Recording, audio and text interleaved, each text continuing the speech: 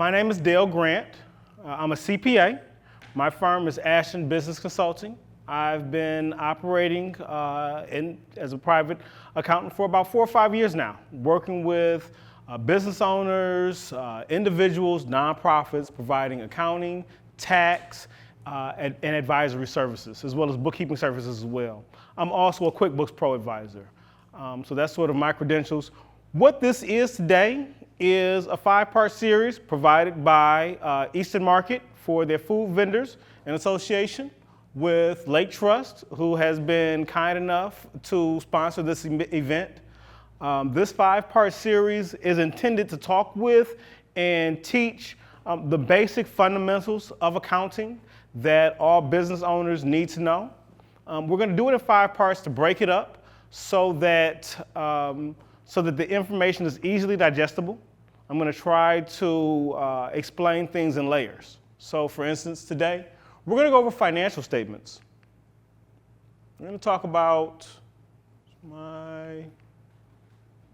there we go. So once again, my information, I forgot to mention my website is ashtonbc.com. I'll have my contact information at the end of this presentation, and then I'm also going to make the presentation available to Christine where she can email it out or disseminate it as she sees fit. But once again, we're going to layer in what we talk about today. So today, I'm just going to talk about what the financial statements are. That's it. Just give a very high-level overview. We hear about financial statements. We talk about how important they are. So I'm going to give a little bit more detail as to why these financial statements are important and what these financial statements are comprised of. What are those key components? We're also going to be talking about where we're going to record this financial information. Where does it go into? Is it going to be an envelope full of receipts?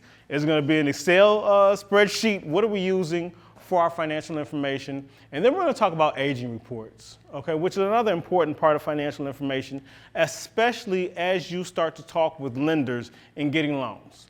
If you were to go get a loan from a lender, they're going to ask you for 3 years financials. They're going to ask you for your most current aging reports, AR aging, AP aging, and then they're going to ask you for 3 years tax returns. So I'm going to give a little bit more definition as to what those aging reports are, how do we view them, and how are they utilized. In the next sessions, after this, we're going to layer on QuickBooks. So once again, I mentioned I'm a QuickBooks Pro advisor. So the next time we meet, we'll be talking about how QuickBooks is utilized in your organization. We're going to talk about some of its key features that it can help you provide. We're going to talk about all the tools that it provides as well. Once we get into the QuickBooks, probably the third session, we're looking at talking about what are those other reports that aren't as much discussed. That being a personal financial statement. Once again, if you were to go get a loan, the lender's going to tell you, well, I need a personal financial statement. Well, you've already provided them with your financial statement. What's the personal financial statement? I want a business loan. Why do you need this personal information? We're going to be talking about what is sources and uses. Okay? We'll also be talking about recording information. And then we'll also be talking about tax information as well. So over the course of this 5-part series, we're going to get into quite a few things. I believe we may be talking about cash flow projections as well. So we've got quite a few information, but once again, we're going to layer it in. So as we go through that information, the idea is that each lesson builds upon the previous lesson. So it's important that we follow along with all 5. For those that are watching the video, this doesn't have to be watched in order. You can go back and watch the different videos as you see fit. However, the curriculum is designed to be taught in a specific order. Is there something you want to say, Alan? No. Okay. All right. So we've got our key concepts once again: financial statements, recording financial information, and aging reports. So our financial statements, this is universal. Whenever someone asks for financial statements, there are 4 key financial statements. That's going to be your balance sheet, your income statement, your cash flow statement, and your statement of retained earnings. It's always going to be those 4 key statements. Your balance sheet provides a snapshot of the financial health at a specific point in time. Okay? So what does that mean?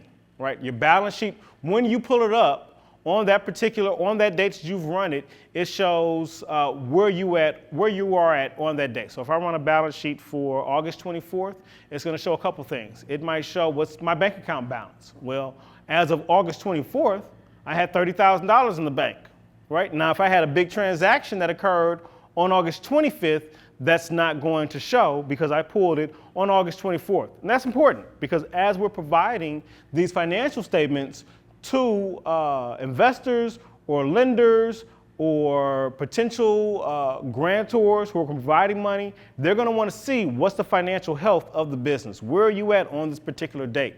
That particular date may be end of the year most of the time, 12/30. Where were you at year-end 2020? Where were you at year-end 2019? Where are you at interim 2021? Maybe as of July. Right, so on that balance sheet, we're going to see there's going to be key things that are on it. It's going to be what are your assets, what are your liabilities, what's your equity, right? So that's going to include your assets being your checking, your cash account, your receivables, your liabilities being your loans. How much money do you owe as of this particular date? What is outstanding as of this particular date? What is your equity in the business as of this particular date? Maybe you have a food truck. Your food truck is going to show up on that balance sheet. So all the things that you own, all of the things that you owe, and then what you have, what the equity that you have in the business is all represented on that balance sheet. Right? Your assets are going to equal, yes? Does that include like all your raw food ingredients too? No. We're gonna get to that. That's going to be on your income statement. And the reason why is because I do not like to include things such as ingredients as inventory for food entrepreneurs. Primarily when you're getting into spoilage and things like that, I like to expense that immediately. So we can get into that, but I usually don't put that on the balance sheet. Your assets are going to equal your liabilities plus your equity. Right, so in accounting, it's called a double-sided system, right? So on our balance sheet, our total assets is equal. So everything that we have is equal to what we owe plus what's left over, okay? And we'll see that in the numbers. So I'm just going to start off with the definitions, and then we'll get into a further definition. So things, we talked about assets. What do we mean those assets? Cash, that's something that you can get right away. Now, one thing about balance sheets, they're actually in order of liquidity, right? So the things you can get your hands on first are going to be at the highest of it. So if you look at your balance sheet, it's going to start off with your cash and anything else that you can make liquid within 90 days. So let's say, for instance, you have a money market account or an account with, TD Ameritrade or something like that, and you can cash it out within 90 days. That's going to be up there in that cash section on your balance sheet. Your accounts receivable. Some of you may be caterers. You may have accounts with food wholesale. You may do wholesaling to other food distributors and have accounts receivable. That's also important. And we'll be talking about that's part of that aging report. But having that on your assets because that's something that you don't quite have yet, but it's something of value for you. Property, plant, and equipment. So we talked about it. And food vendors typically have quite a bit in assets as it pertains to equipment. I mean, we see here, Eastern Market provides the amazing kitchen for you guys, provides your food in, but as you grow, you move on, and you get your own kitchen. That's going to be there on those assets, that stove. I mean, there are times where that can be $20,000, $30,000, $40,000 or more when you get into refrigerators and other systems that you'll need within your kitchen. And then once again, vehicles, things of that nature. Liabilities. We don't see a lot of account payables, but for instance, you may have account payables with some of these larger food providers that are providing you with your ingredients, your ingredients that you have, and you've got some sort of payable with them. Credit cards. A lot of times with my clients, they don't include credit cards on their liabilities, but that is part of your credit cards, part of your liabilities. Loan payable. So any outstanding loans that you may get, that's part of your liabilities. And then if you have any lines of credit, which I always stress to people is a good idea to have as a line of credit, which is very similar to a credit card. And then once again, your equity. Your equity actually consists of three parts. Owner's investment, so that's the money that you put into the business, right? So maybe you put $10,000 into the business, right? The part that's not up there is retained earnings. So let's say you put $10,000 into the business, and at the end of the year, after everybody was paid and yourself was paid, you had $5,000 remaining, so you got $5,000 retained earnings. So now you've got $15,000 of equity, but then you decided that you deserved to make some money, and you took $7,000 out. That'd be an owner draw, and you've taken $7,000 out of your equity, so now you've got $8,000 of equity. So it consists of what you put in it, what you made that added to it, and what you took out of it. And if you recall, our assets, everything that we have equals what we owe plus what we've got left over, okay?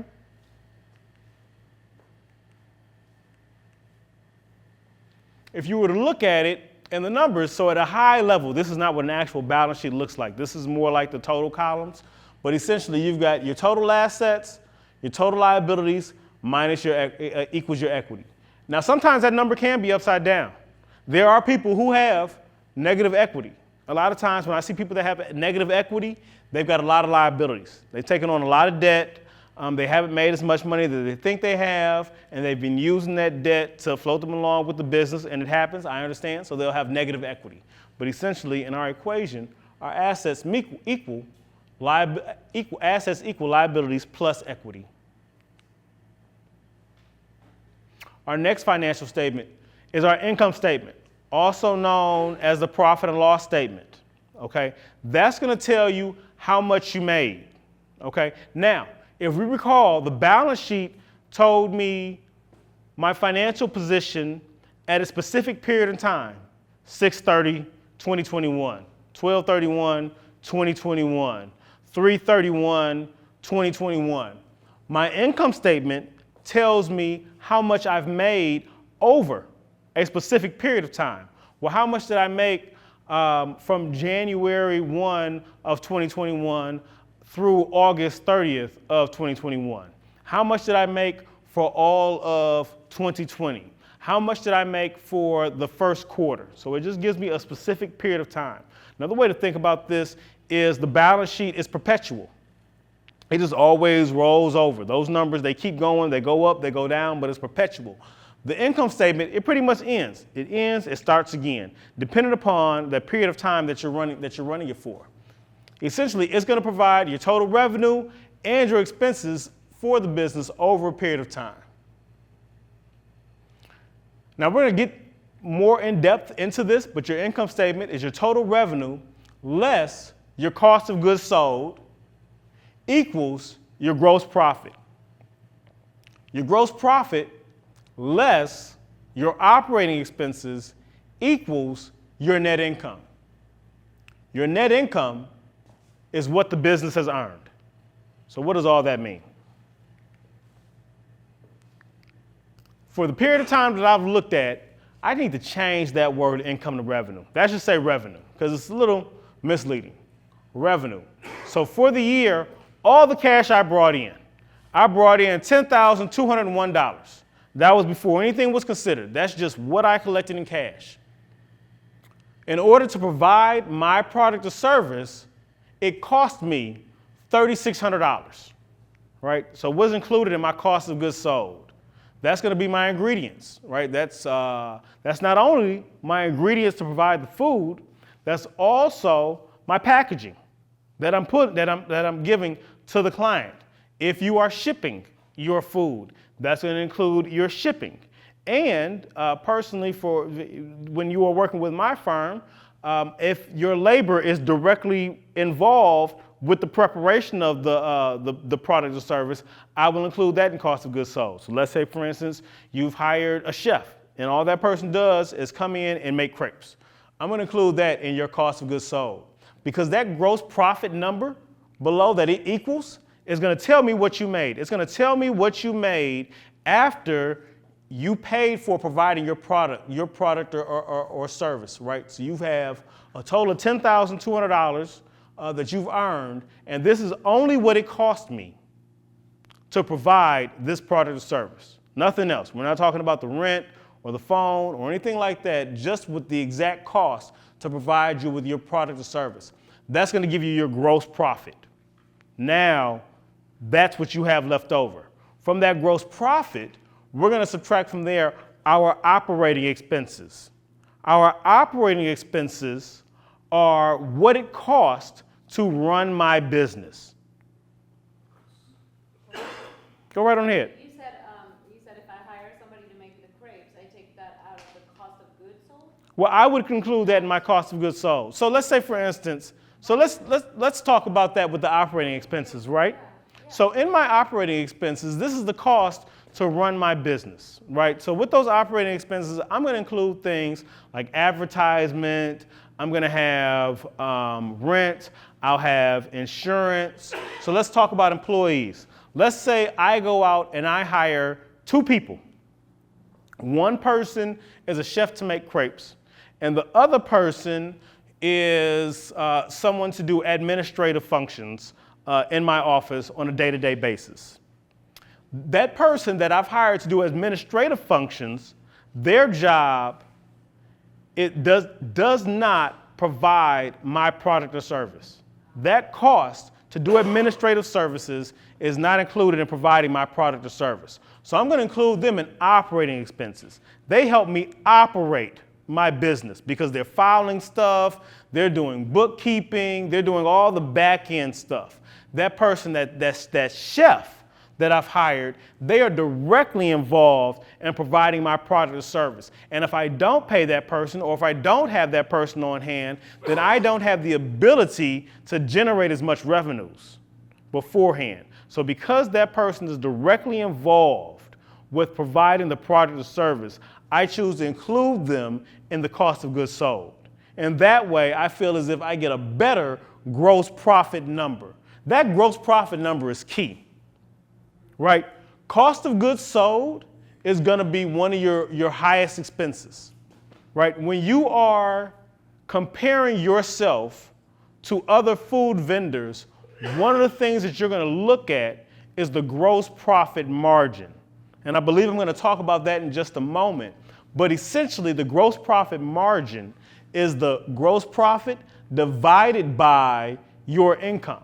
And what that tells you is that for every dollar I make, this is what I keep before I start paying for my operating expenses. So you may want to look for a gross profit margin and say, on average, let's say, for instance, you have a food truck.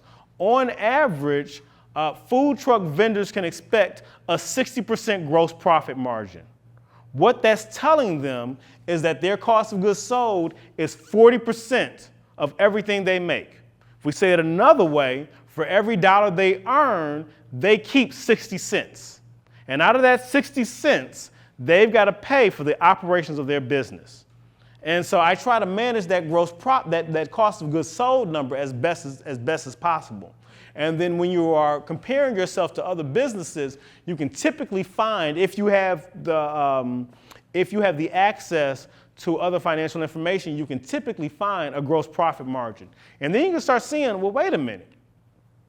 They make crepes, and I make crepes, but their gross profit margin is better than my gross profit margin. Why is that?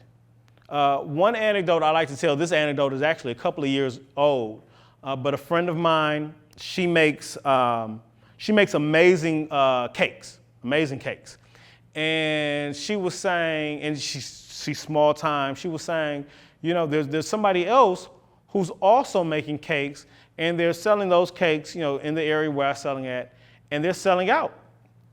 And the thing about it is, they're selling them for more money, but I can taste that the ingredients aren't fresh ingredients, right? So what I was explaining to her was sort of, what does that mean to her from an accounting standpoint?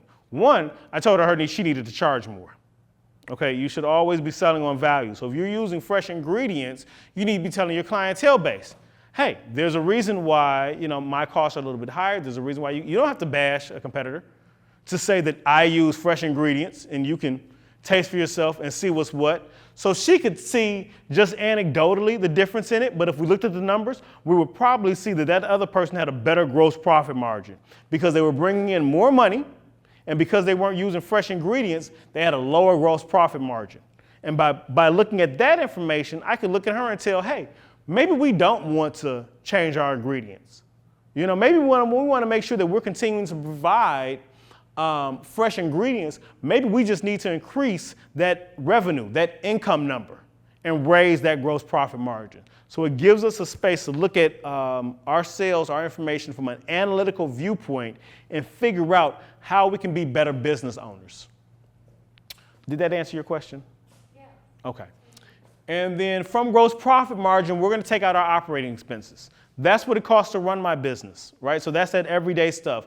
That's, paying for Adobe, paying rent at Eastern Market, paying for parking when you come down here, bank fees, all that kind of other stuff, just the day-to-day expenses to run your business.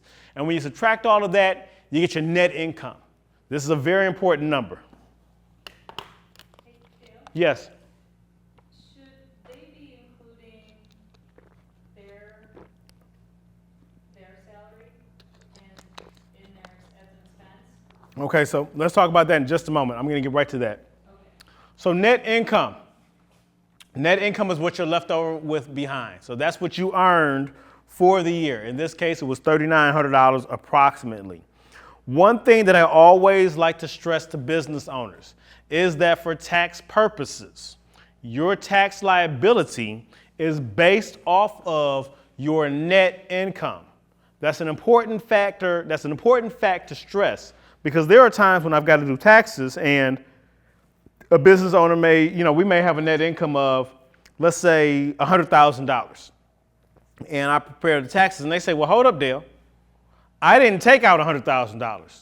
I left $30,000 in the bank for next year. I only took out $70,000. IRS doesn't care.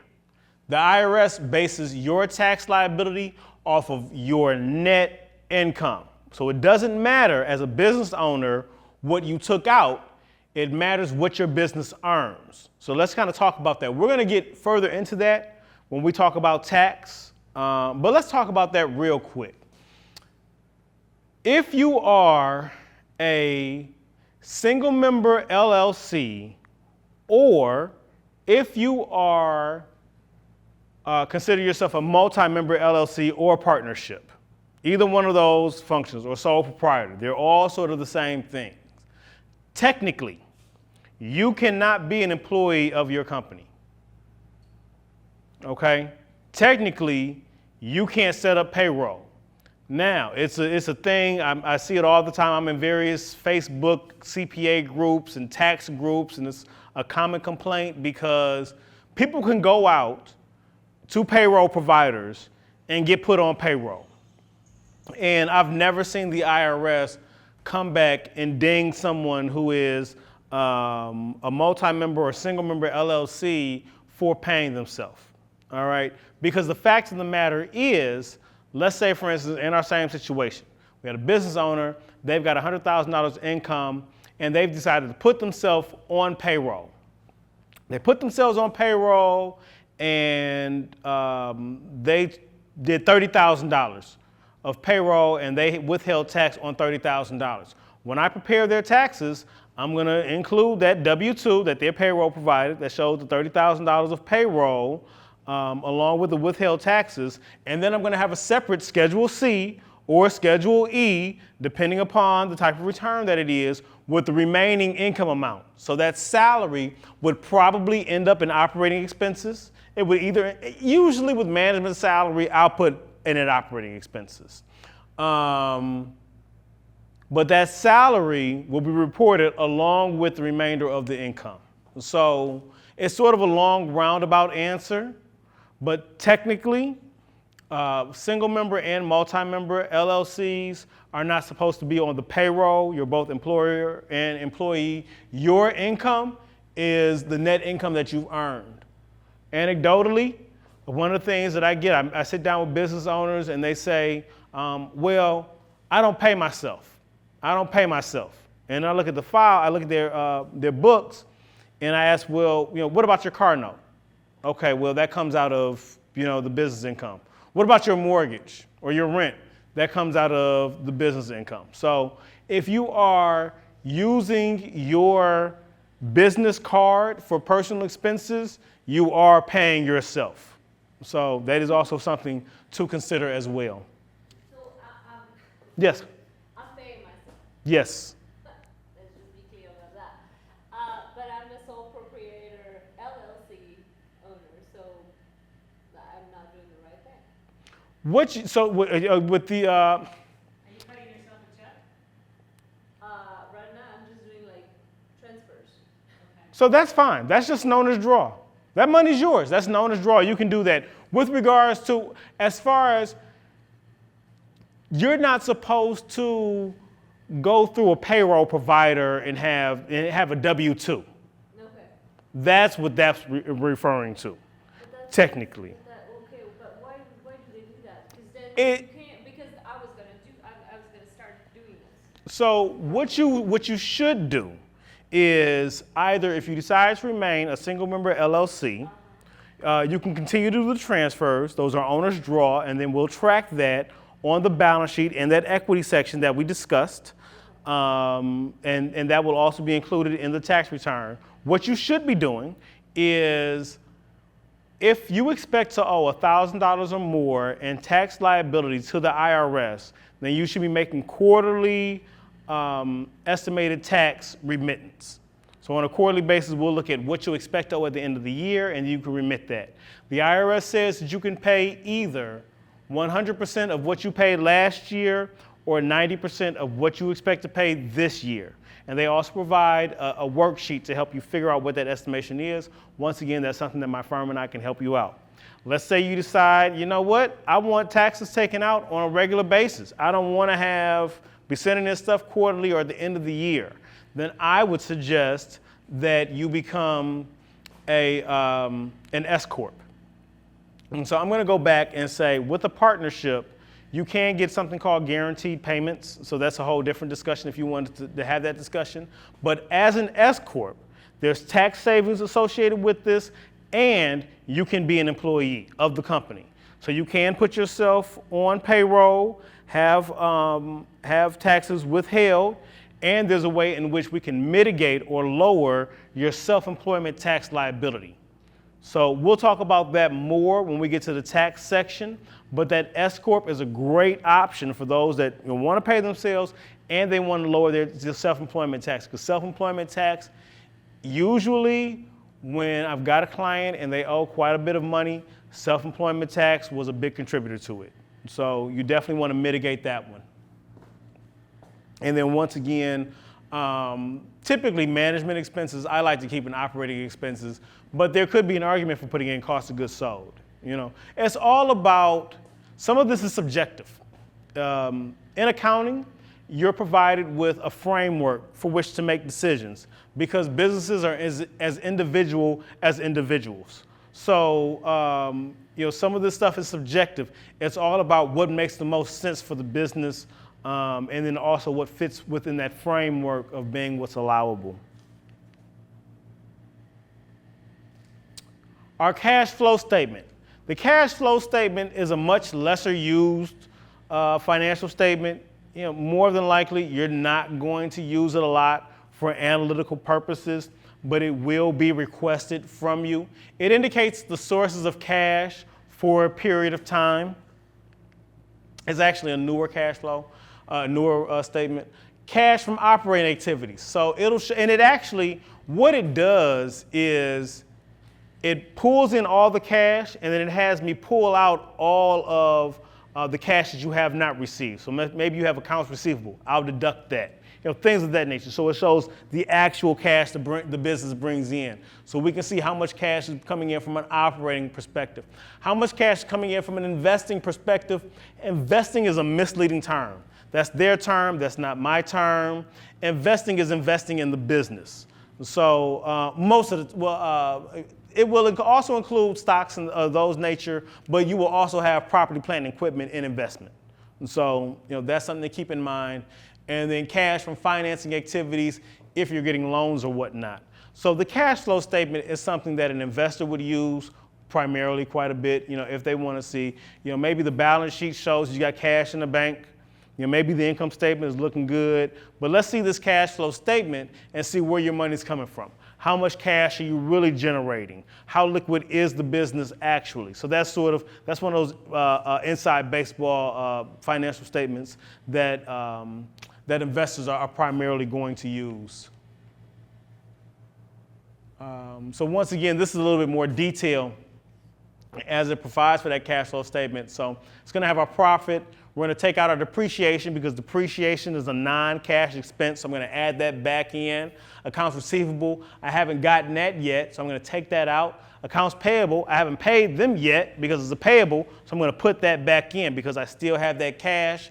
Cash from investing activities, like we mentioned, we've got investments and we've got financing for equipment, and then financing activities, bank loans, equity investment, interest expense. That's what it's going to be comprised of.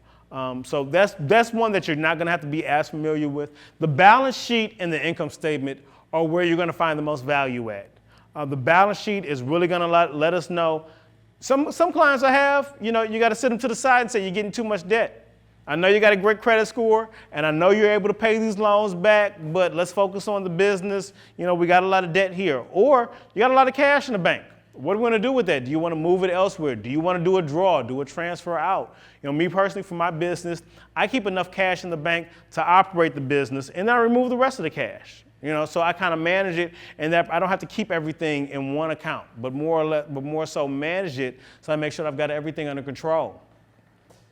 And then with that income statement is really going to tell you how you're doing on a daily basis, on a weekly basis, on a monthly basis. So that's the income statement is going to be the one that you're most interested in because that's your money. That's how much money you made and how much money you spent. Cash flow statement, very rarely you're going to use this. You just want to be aware of it.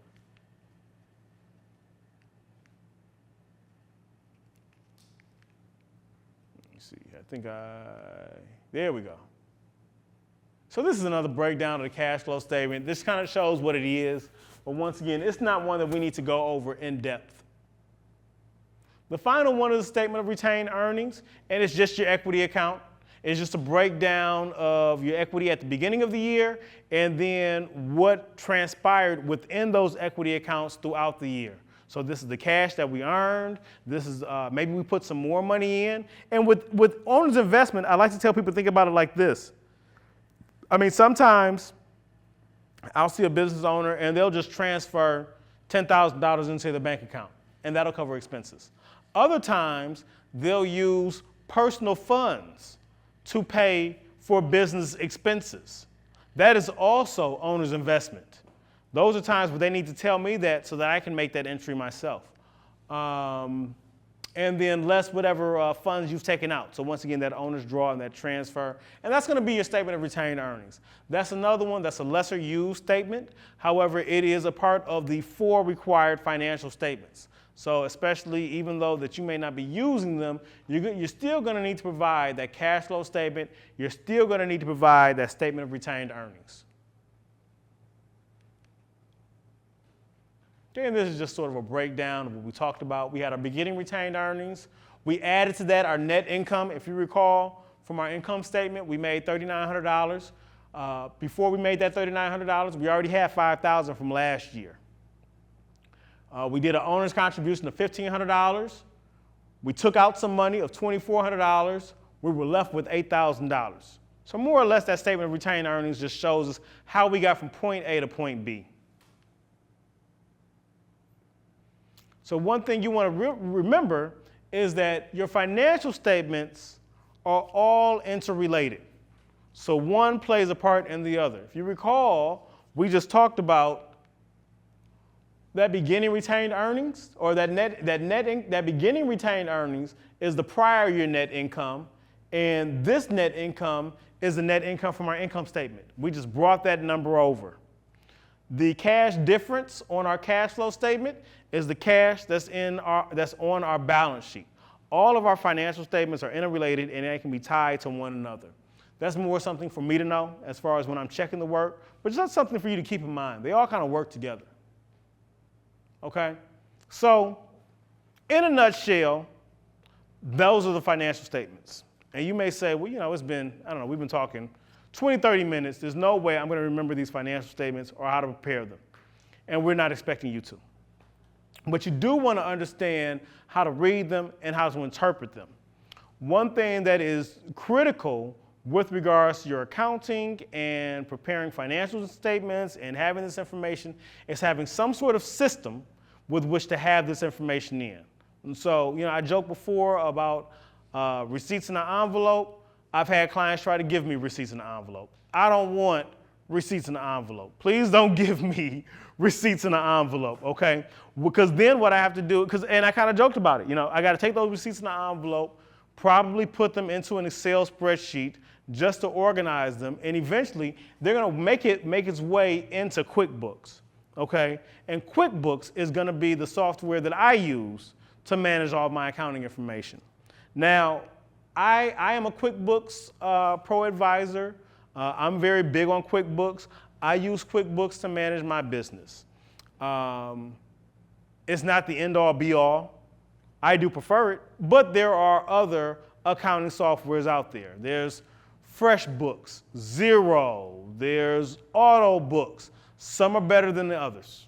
80% of small businesses use QuickBooks.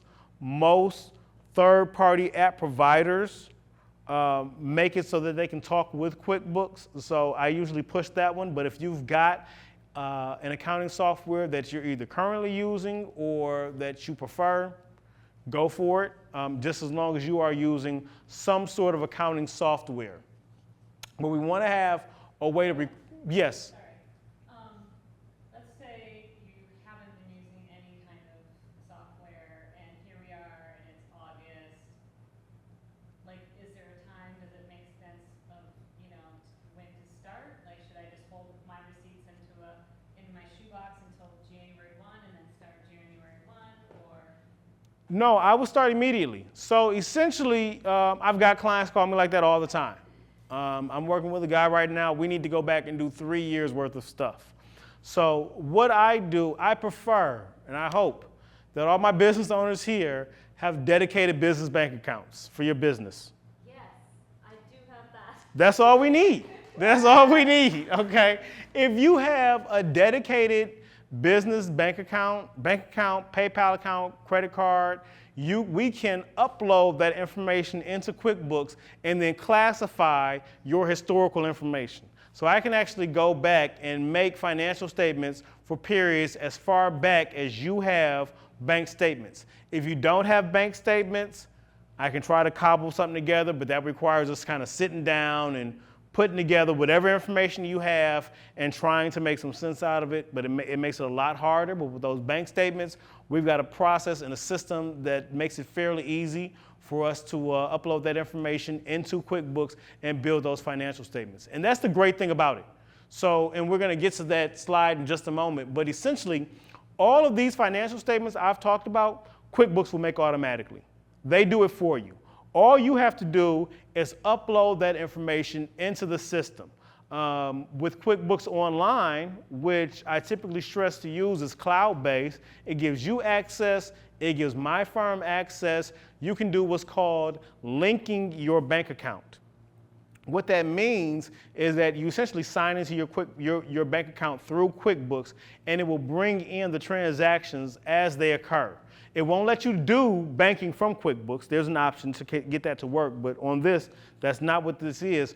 All it's doing is bringing in those transactions. It brings us into a screen called the banking screen. From there, we classify it. As we classify those transactions, QuickBooks builds the financial statements in the background. So literally, it's doing it simultaneously. And when we're done, we've got a full set of financial statements, all four that we've talked about, as well as those age reports that we've just talked about. So it actually makes it fairly simple. Did you have a question, Marie? That's okay. I remember, sorry. So I have cute little books like this filled up with receipts Mm-hmm. that you don't want to see. And so I have them for like 5 years. Mm-hmm. So should I take like 5 QuickBooks and whenever I do that, like little by little, I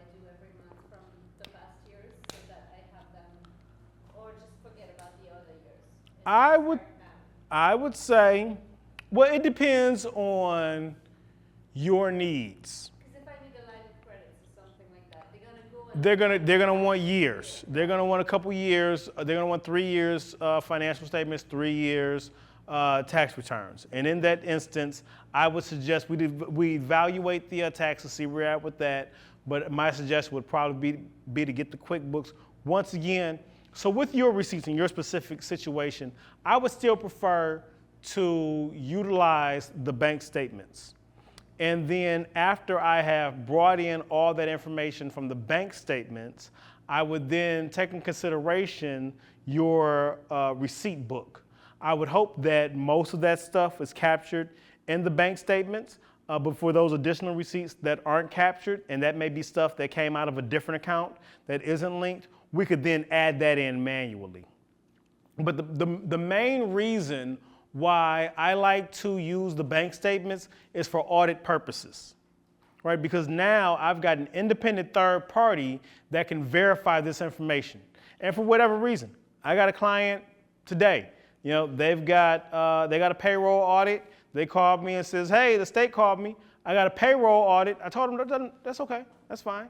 Because all of our information, our financials are tied to the bank statements. The payroll provider came in through the bank, and that's all tied back to the independent payroll reports that they provided us. So when you are able to provide third-party documentation, you now have financial statements that can stand on their own and say, yes, here is that support that provides these numbers versus just manually entering information. So I'm a big proponent of that. Before I was in private practice, I was also an auditor, not for like the IRS, but I would go out and audit private companies. And so I try to bring that practice in as well. QuickBooks has what's called a reconciliation feature. I do not train that reconciliation feature. I don't use that reconciliation feature primarily because it wants you to reconcile the information in QuickBooks against its own self. You can't reconcile yourself against yourself. You have to have an independent third party. So I don't even use that. Instead, we make sure that we tie it back to the bank statements. And what I mean by that is, at the end of each month, the ending balance on your checking account in QuickBooks is what's tied to what matches your ending balance on your bank statement. And so now you can prove, hey, this information is correct. Who uses this kind of information? You're going to use it. Management's going to use it. Banks, lenders, CPA, tax preparers, investors, grant providers. This is an old slide. I think that we all learned this past 2 years dealing through the pandemic, for those that applied for grants or other assistance, is that we got to have these financial informations. A lot of times when it was time to apply for these grants, not only did they want tax information, but they also wanted your financial statements. And they wanted those financial statements to tie to your tax information. In other words, you should be able to support that tax return with your financial statement. They should be, we should be able to tie them together. And so I think that a lot of business owners really learned what it meant to be prepared. These, anecdotally, I mean, the same, I learned the last time. I was not in private practice when the recession hit in 2007, 2008. I had, something else going on, and I didn't get a cheap house. Everybody got cheap houses, and I missed out on getting one of those houses that, people moved up in areas, and I kind of learned about being prepared, when things come up. And this time, when we were in the pandemic, I was in a position to where, okay, my financials are in order, my books are in order, so if I want to go out and apply for something, then I'm in a position to where I can do it. And I had a number of clients, I got a number of new clients that called me up and says, hey, I'm trying to get this loan and this is what they need. Well, now we're talking 2-3 years worth of stuff, so it's not going to be a cheap ticket. So I would say start sooner than later as far as getting that information together. So yeah, QuickBooks. It's cloud-based. You can get the desktop version. I don't suggest it. It looks like it's a lot different, the desktop version. It looks like the software that I used to look at when I was in corporate America. Very austere, hard to navigate. You gotta know, you gotta have a degree just to know how to get around it in training. The online version of QuickBooks is intuitive. It is very user-friendly. There's a number of information that you can find online through Google.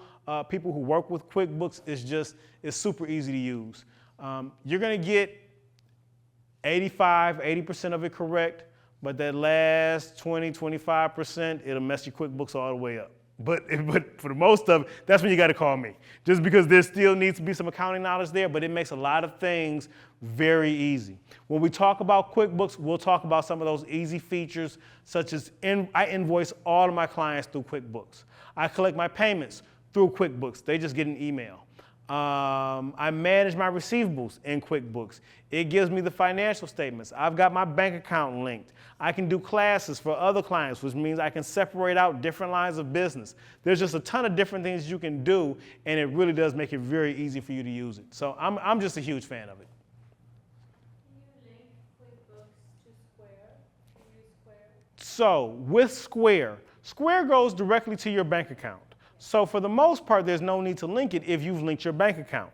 Now, with that said, I just saw a banner on QuickBooks today that talked about linking it to Square. So I'm not sure, I think that's more for, now that I think about it, that's probably more for those businesses that are using Square as a payment processor, and they're getting like Square sales reports.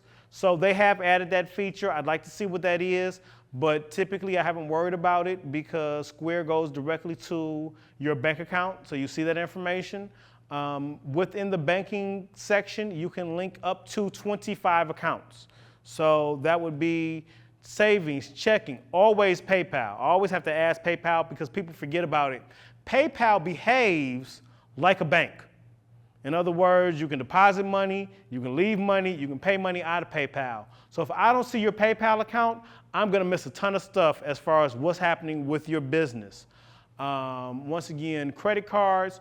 The only account that I do not like people to use is Cash App. Cash App does not provide banking statements, and it behaves like a bank. Once again, you can deposit money or accept money in Cash App. It can stay there, and then you can spend money out of Cash App. So there can be all this activity acting within Cash App that I'll never see. And because Cash App, even though they provide a CSV formatted Excel spreadsheet of their expenses, is not the same as a bank statement where you have an ending and beginning balance, so that I could tie it out to the financials and that we've got supporting documentation. So Venmo the same thing as Cash App? I don't know, primarily because I haven't had any clients that are using Venmo. I would have to evaluate it and look at it. But Apple Pay. yeah, if you can leave money there, Yes. if you can, and then pay money out of it, I would not use it for business purposes. I would at least like to look at it further. I've looked at the Cash App and I know that for a fact that it's not very usable. But I can't tell you if Venmo or Apple Pay provides the necessary statements. If it provided statements, then then it's fine for me. But for me, it's all about the supporting documentation. I gotcha. Okay. I do get a statement. I get a transaction statement from Venmo every single month. But does it provide a beginning and ending balance? I don't know. Yeah, and that's typically the key. So yeah, with those financial statements that we've talked about, QuickBooks can automatically do that as you classify those transactions. Yes, Alan? We use Clover. I think it's the white box. Put it into your Yeah, it's same as Square. I'm pretty sure you get like beginning and ending statement for that. Yes. So with that, it's a couple of different things going on. Because what you're going to have is that for a lot of business owners, you're going to have point of sale systems. And that's sounding like what Clover is, that's what Square is. So from the financial transaction, if it's linked directly to your bank account, meaning, you collect that money and it just goes right to your bank account, not someplace else, there's no issues there. Also to consider is you may be able to link Clover to QuickBooks. And what's doing it is called mapping. All right, and when you map it, now it will automatically make the entries for your sales.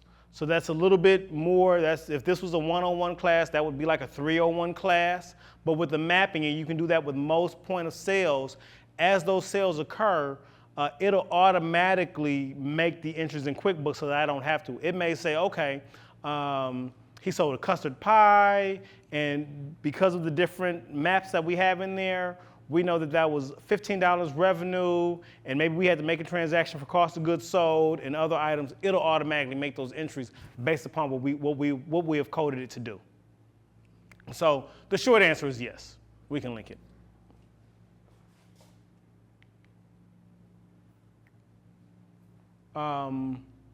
Your accounts receivable aging reports.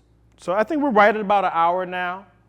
So I'm going to wrap this up in about 5-10 minutes, if that's okay, Christine? Yeah. Okay.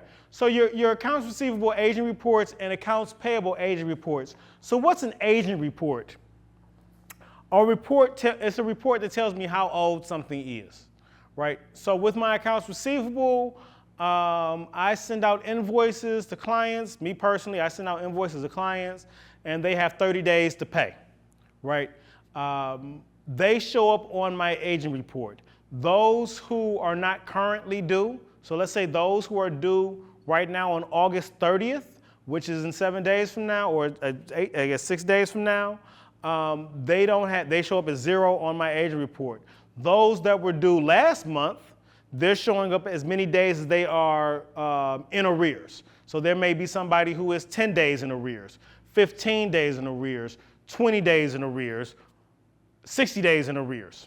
That's essentially what an aging report does. So it will show you all of your individualized account receivables that are out there. So once again, if you're selling to a grocery store, and I've got clients that have grocery stores, and they can be notorious slow pays. But if you've got a grocery store, you can have that on your aging report. You may say, XXX Market,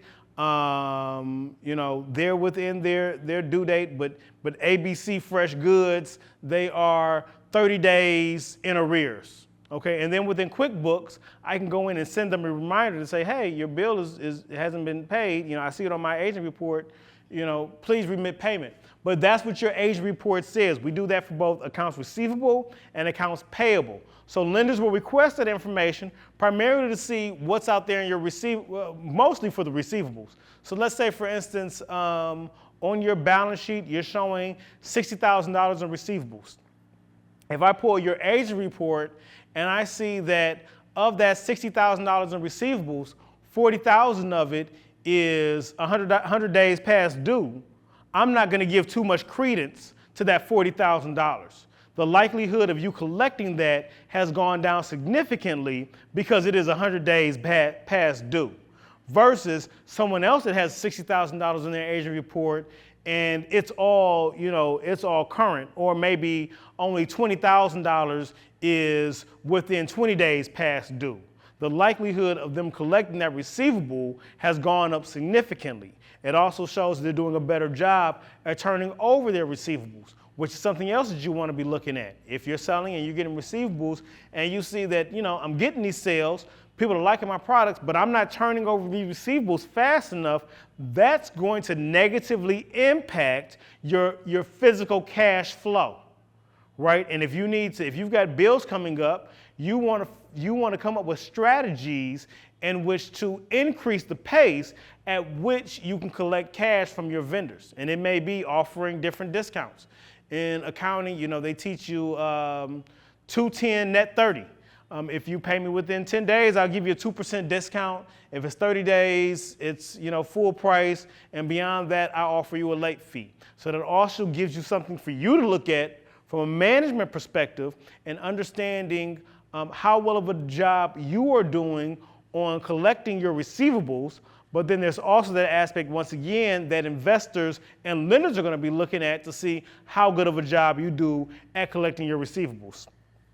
Payables is the same way. They're going to be looking at your payables. are you late paying things, right? On that accounts payables, it's going to show, okay, well, I put this bill that I received in here, and it was due July 30th, and it's still out there. So now that lender's going to see you've got an accounts payable aging report, and you've got a substantial amount of stuff that has gone 30, 60 days. They're going to be losing confidence in lending you money because you've already indicated that you have been a slow payer in the past with other payables. So they're going to be looking at that information. And then once again, all of these reports, the financial statements that we've talked about, these aging reports, this can be all done within your QuickBooks system. So while I'm a big proponent of it, if you are using a different accounting system, I would ensure that it can do some of this basic stuff that QuickBooks can do. But as I've mentioned, QuickBooks is very easy to use. It has an intuitive interface, user interface when you're using it. So once you go in and you have linked your bank account, pulled in all those transactions, and then properly classified those transactions, QuickBooks will build all of these reports for you that we've discussed today. Next week when we meet, we'll actually pull up QuickBooks, and I'm going to show you how it does that. So you'll be able to see what these reports are looking like, that balance sheet, that income statement, how they're reported. You'll be able to see the aging reports, as well as the sales screen, which shows the outstanding invoices, all the other information that it provides. Let's see here. We talked about the accounts payable, AP and AR. We've gone all over that. And so with that brings us to the end of our presentation. As I mentioned, I've made this available to Christine. She can disseminate it as she chooses. I've got my contact information up here. And as I mentioned, I am a proponent of social media. It's funny because even though I'm in more of a stodgy profession, I don't get cool pictures. No one wants a picture of a calculator or a guy doing taxes, but a picture of a crepe. Okay, I'll take that all day long. But I still get a lot of attention on Instagram. So if you guys are on Instagram, I'd be on it. This slide is old. This is pre-TikTok. I'm not on TikTok, but my wife is addicted to TikTok. So I think that if you guys aren't on TikTok, or if you don't have access to a preteen that knows how to make the TikToks, I would do that as soon as possible. And then my Facebook information as well. All right, well, I hope to see you guys next week. I hope that you encourage others to show up as well. And other than that, you guys have been a pleasure to speak with today.